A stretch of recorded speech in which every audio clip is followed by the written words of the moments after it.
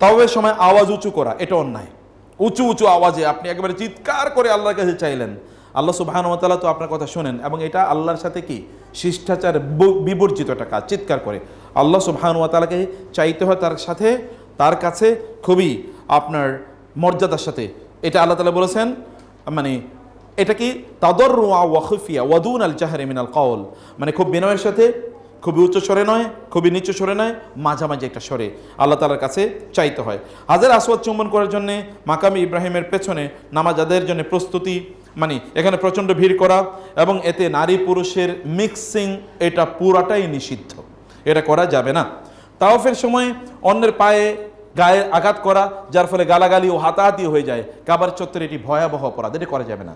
কেউ হতে পারে যারা মানে আপনি অসাবধানবশত মানে কারো গায়ে গিয়ে পড়লেন, কারো পায়ে আপনার নখ লেগে গেল, জুতা লেগে গেলো, মানুষ কিন্তু আহত হয়। আমি নিজেও হয়েছি, তো আমার মাও হয়েছে একবার। তো সে কারণে বলবো এগুলো হতে পারে, কিন্তু সাবধান থাকা দরকার। আর যদি কেউ লেগে যায় তাহলে মাফ করে দেন, মাফ করে দেন। একে তাক মানে কটমট করে তারপরে তাকাইলাম, এটা না করাটা মানুষকে ফরগিভ দ্য পিপল ওয়াল কাযিমিন আল গায়জ, যারা তাদের রাগকে সংবরণ করে, ওয়াল আফিনা আনিন নাস, যারা মানুষকে ক্ষমা করে দেয়, আল্লাহু ইউহিব্বুল মুহসিনিন, যারা তাদের প্রতি ইহসান। নো প্রবলেম ভাই, ঠিক আছে, জাযাকাল্লাহ খায়ের, ওকে, এরকম কিছু একটা বলে মানুষকে ক্ষমা করে দেয় এবং তার সাথে উত্তম আচরণ করা। আল্লাহ তাআলা এদেরকে ভালোবাসেন বেশি। অতএব আল্লাহর ভালোবাসা পেতে হলে এই কাজগুলো করতে হবে। যে কোনো অবস্থায় মুসলিমদেরকে কষ্ট দেয়া হারাম। বাইতুল্লাহ স্পর্শ করার চেষ্টা করা, এতে কোনো আলাদা সওয়াব নাই।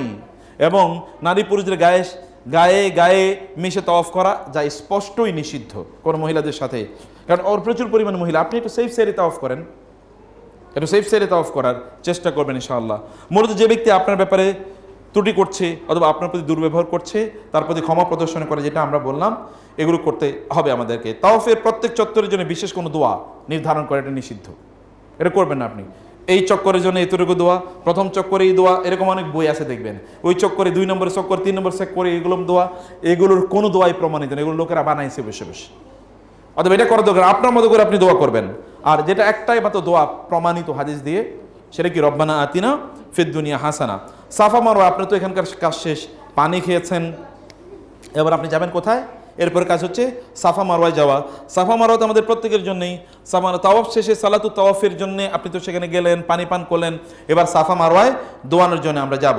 সাই এর জন্য কতগুলো ওয়াজিব আছে, যেই সাই করতে হয়, যেগুলোর মাধ্যমে কি, 1 নম্বরে নিয়ত করা, আপনি সাই করতে নিয়ত করছেন, আপনি সাই করছেন। 2 নম্বর হচ্ছে সাফা হতে কি সাই শুরু করা। আল্লাহ তাআলা শুরু করছেন কি দিয়ে, ইন্নাস সাফা ওয়াল মারওয়াতা মিন শাআইরিল্লাহ।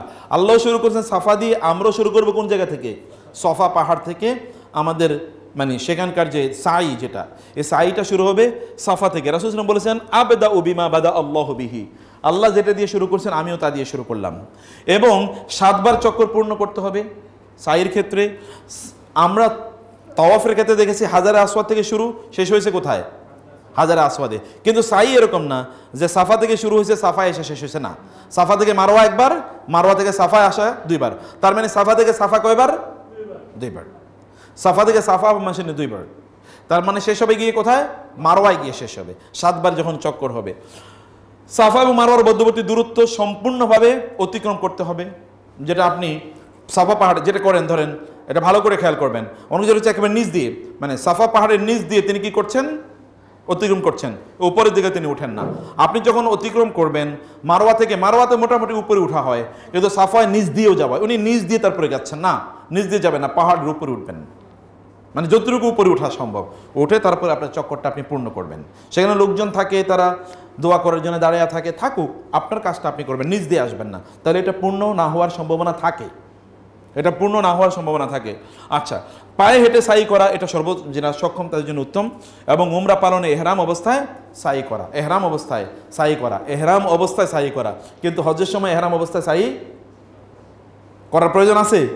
বাধ্যতামূলক না তো, কারণ ওই যে আপনার তো 10 তারিখে কি মোটামুটি হালাল হয়ে গেছেন আপনি, অতএব আপনার কাপড় পরে, সাধারণ কাপড় পরে আপনি আসতে পারেন, কোনো সমস্যা নেই।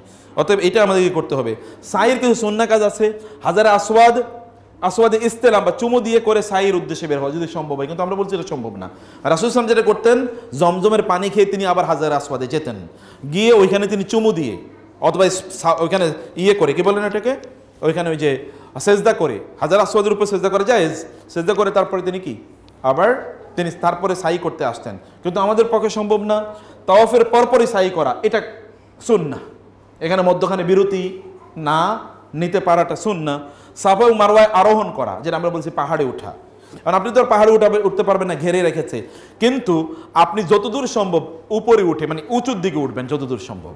এবং মারওয়া পাহাড়ে তো ওইরকম পাহাড় কিছুই নাই এখন অ্যাকচুয়ালি, কিন্তু ওইখানে এখন, আগে তো ওইখানে যাওয়া যেত অতটুকু যতটুকু আছে, এখন ওইখানেও যাওয়া যায় না, এখানে ঘিরে রেখেছে। তো যতটুকু কাছাকাছি যাওয়া যায় এতটুকু আপনি, আল্লাহ তো আপনার চেষ্টাটা দেখবেন। 3 নম্বর হচ্ছে কি, তারপরে কি, সাফা এবং মারওয়ায় আরোহণকালে কেবলামুখী হওয়া, দিস ইজ ইম্পর্টেন্ট। যখন আপনি সাফা পাহাড়ে গেলেন এবং মারওয়া পাহাড়ে গেলেন, তখন ওই জায়গায় গিয়ে, ওটা দোয়া কবুল, এই দুটো জায়গায় দোয়া কবুলের মুহূর্ত, দোয়া কবুলের জায়গায়, ওইখানে গিয়ে আপনি কেবলামুখী হয়ে দোয়াটা পড়লেন, যে দোয়াগুলো আছে একটু পরে যে দোয়াগুলো বলছি। তারপর কি, সাইয়ের চক্রসমূহ পরপর সমাপন করে যদি সম্ভব হয়, আর মধ্যখানে যদি ক্লান্ত হয়ে যান তাহলে আপনি বুঝতে পারেন। কেউ এটা করতে পারে, ওইখানে কিন্তু চেয়ার পাওয়া যায়, আগ থেকে একটা চেয়ার নিয়ে গেলেন, যখন প্রয়োজন একটু বসলেন, চেয়ারটা হাতে নিয়ে আপনি হাঁটলেন, এটাও করতে পারেন। মাঝে মাঝে আমি একটু হাঁটার রোগ একটু আছে, মানে না হাঁটার রোগ আছে, তো বেশি হাঁটতে গেলে পা ফুলে যায়, তখন আর বেশি হাঁটতে পারি না, মাঝে মাঝে একটু বসতে হয়। You can do it, no problem ইনশাআল্লাহ। এবং সবুজ বাতি দয়ের মধ্যখানে দ্রুত চলা, যেটাকে সাই, মূলত সাই তো ওইখানে, আর বাকিটা তো এমনি চলা, মূলত ওই জায়গায় সাই, 2 বাতি, সবুজ 2 বাতি আছে এর মধ্যখানে, মানে সাফা থেকে মারওয়ার দিকে যেতে, মারওয়া থেকে আবার কি সাফার দিকে আসতে, এই 2 জায়গায় আপনাকে দৌড় দিতে হবে, মানে 7 চক্করেই 7 বার দৌড়াতে হবে এরকম। আর এবং সাফাতে উঠে কিবলামুখী হয়ে বা কাবামুখী হয়ে দোয়া করুন। এটা সাইয়ের ইতিহাস, মনে মনে আন্তরিকভাবে সাই করে, এটা আমরা আন্তরিকতার সাথে করবেন। কিন্তু এর আগে আমরা যেটা বলছিলাম যে আপনাকে যেটা করতে হবে, সাফা মারওয়া সাইর আরম্ভ, সাফা পাহাড়ের পাশে এসে, কাছে এসে কোরআন মাজিদের সূরা বাকারার 158 আয়াতের অংশটুকু পড়ুন, পুরোটা না পড়তে পারলো। ইন্নাস সাফা ওয়াল মারওয়াতা মিন শাআইরিল্লাহ, সাফা পাহাড়ে